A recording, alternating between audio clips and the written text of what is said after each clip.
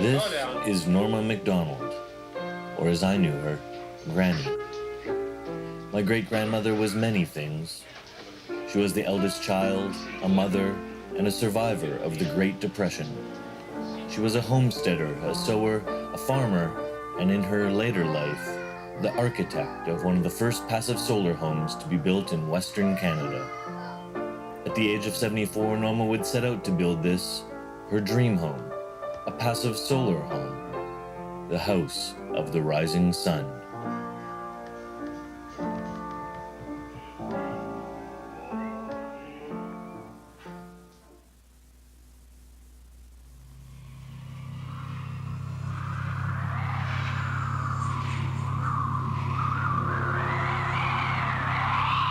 The sun. A burning, churning mass. The center of our solar system. Up close, the sun is a terrifying sight. A mass over 1 million times the size of planet Earth.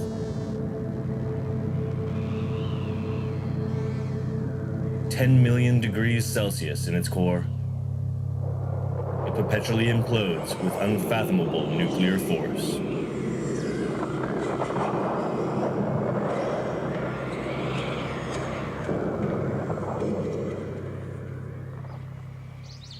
But 8 light minutes away on planet Earth, the sun is a sign of beauty, wonder, and life. But perhaps, as Norma MacDonald realized, its potential has gone untapped. Norma was the quintessential do-it-herself prairie woman, and she was as stubborn as she was secretive. Her daughter, Manitoba author Wanda Ryder, was among those in the dark when preparations began for Norma's solar home. One of Norma's characteristics was in keeping her long-range plans concealed under her hard hat. Therefore, almost none of us knew that her next effort was in the planning stages. None except her eldest grandson, who was himself interested in both building and the new concept of solar energy. The plot came to light, of course, when she and Danny became preoccupied with acquiring suitable designs. A difficult task when no one, it seemed, including the government, was interested in conservation. Construction began in the summer of 1978, when Norma was 74 years old. The front of the house was to face south, of course. According to the plan, the south-facing portion of the house would take advantage of the low winter sun and was to be totally glazed. Then, through the glazing, heat collected from the sun would be transferred by means of a fan to the bed of crushed rock and distributed evenly throughout the building. The design, as well as the heavy-duty insulation, kept the house cool in the August heat. But it wasn't until the winter of 1980 that the real test of the system was known. It worked like a charm. "I probably have the most comfortable and cheaply heated home of anyone I know," she said proudly. While she was certainly ahead of her time, Norma was just a part of a growing environmental movement spurred on by the 70s energy crisis. It was announced today that gasless Sundays will go into effect as of next month.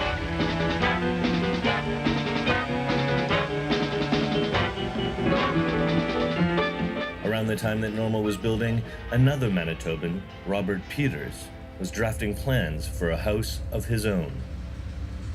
My name's Robert Peters. I designed and built a low-energy passive solar house here in Manitoba back in 1980.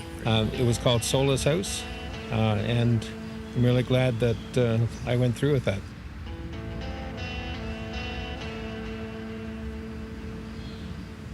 There's really two keys to passive solar design. One is insolation, which means to place in the sun, and the other is insulation, and that is to provide a warm blanket. So you want south-facing glazing. The sun shines into the house, and it heats up the mass.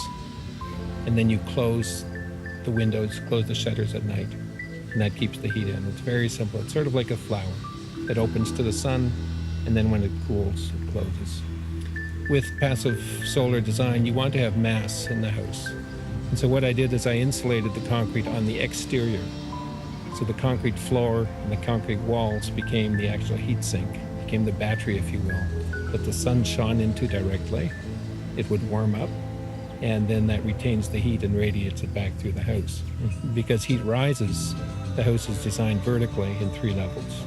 You sleep on the warmest level up top, and you have a natural convection loop, happening in the home as well.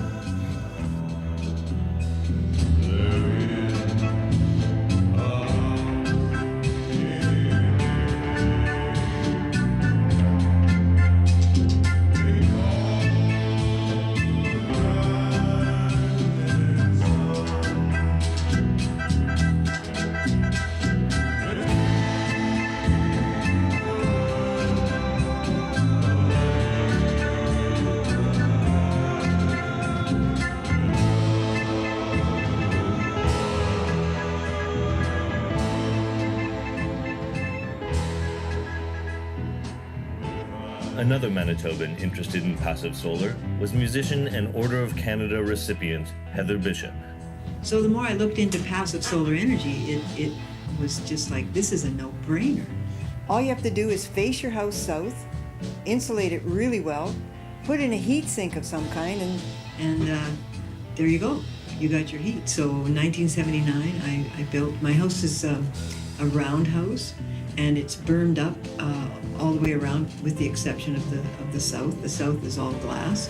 I have double stud walls, so my walls are 14 inches thick, so I got R44 in my walls. My ceiling is 2 feet thick, so I've got R80 in the ceiling. And I'm built on a concrete heat sink, so when the sun shines, my house heats up and holds the heat for days. When it doesn't, I have a wood stove backup, or my third option is electrical when I'm away on the road. It just makes sense to me in a climate where it's going to get cold every winter, really cold here in Manitoba. And there's going to be a massive amount of sunshine. It's predictable. It happens every year. We have more sunny winter days in Manitoba than anywhere else in Canada.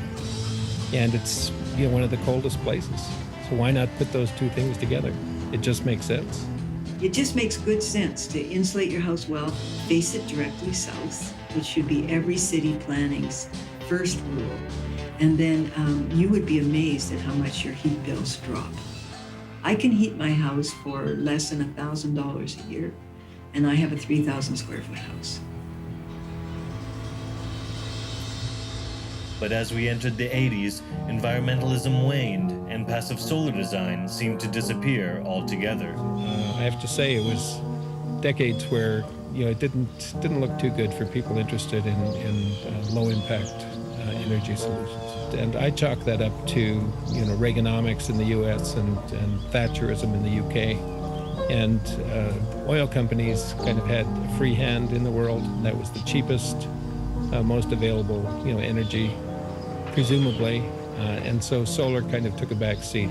Yeah, when your grandmother was building that house, that's when the solar movement began. And then there was kind of a hiatus, and now solar is becoming the right thing to do again.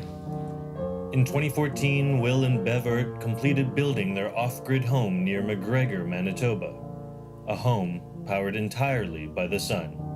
What we're trying to do with this house is show people that you can live in a more environmentally conscientious way without sacrificing too much comfort and modern living. Like, earth sheltering aside, you could put this house in downtown Winnipeg and nobody would know it was an off-grid house. Nobody would know it was very low energy. They would come into the house if you didn't tell them. They would visit and leave, and they would just never know. And so you don't have to suffer. This groundbreaking home incorporates passive solar design to lower energy consumption, as well as active solar panels to power their modern living. I wanted to earth shelter, because that's one way of moderating temperature. I wanted to put in a lot of mass, as much mass as possible. Then there's insulation and air tightness. And finally, the right passive solar exposure. And it's disheartening to see what happens in Manitoba, all the glazing on the north side. Anyway, the south-facing glass in this building is exactly 10% of the floor area. And that worked out really well for Manitoba. Bev and I strongly believe that as a species, we're destroying our habitat due to carbon-based climate change. And so we're in favor of any solar or any renewable energy coming in, and the Manitoba hydro rebate system has stimulated and jump-started the industry here in Manitoba. About 14 months ago, a rebate was announced here in the city of Winnipeg to offer incentives for homeowners to install solar technology. And since that was announced, our phones haven't stopped ringing. But I think it's very important right now that people get their applications in before the deadline at the end of April 2018. And then when Manitoba Hydro came out with their program, almost 2 years ago now, where they would subsidize to $1 a watt, which is almost a third of the cost, I thought, okay, it's now or never. I'd always been interested in it, and so I jumped on the bandwagon and started phoning around and found Justin at Solar Manitoba, and this is what happened. It powers the entire house and everything that we use in it. And currently, from when they turn the meter on February 12th, we're currently producing twice as much as we're using. We have not paid an electricity bill since February 12th, so it's pretty exciting. And not only have I not paid a hydro bill, but it just my credit keeps accruing and accruing. So I'm firing 2 houses off of my panels, and I'm still money ahead. We're in the dairy business, and we like to do that as environmental friendly as possible, with animal welfare and all those things in the back of our mind at all times. So we want to do our best to make sure that this is, safe and hearty planet for our children and our children's children. This is the way of the future with respect to sustainability. Harness the energy of the sun, and to use that to power our home just seems like a natural thing to do. And it's an investment as well. I was hoping to leave a better world for my kids than I started with, and my mom and dad and their grandparents did an awesome thing to get developed to where we are right now, and we're enjoying it, but we seem to just over-enjoy it and not think about the consequences. And I hope the world is going to start thinking about the consequences of what we're doing and why we're here, so that my kids and everybody's kids and grandkids can have a better world than what our mom and dad gave us. So there, go for it if you have the chance.